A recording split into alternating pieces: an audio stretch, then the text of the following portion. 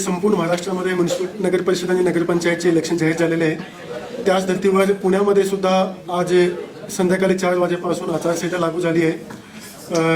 येणारी 2 डिसेंबरला हा इलेक्शन असणार आहे आणि पुण्यामध्ये 14 नगरपरिषद आणि 3 नगरपंचायत या ठिकाणी हा इलेक्शन असणार आहे. हा इलेक्शन करताना आवश्यक पोलिंग स्टेशन्स, मनुष्यबळ, EVMची आवश्यकता आमच्याकडे अवेलेबल आहे.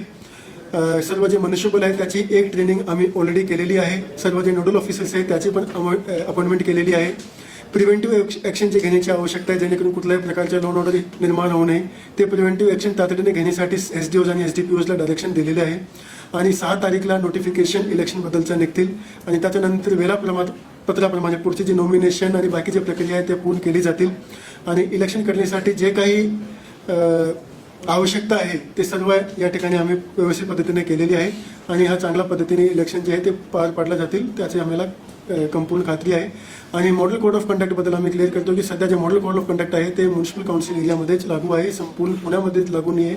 मात्र कुठलाही डिसिजन घेताना त्याचा परिणाम डायरेक्टली किंवा इनडायरेक्टली म्युनिसिपल काउन्सिल म्हणजे नगरपरिषद किंवा नगरपंचायतवर नाही झाली पाहिजे अशा पद्धतीने हा मॉडेल कोड ऑफ कंडक्ट सध्या लागू आहे.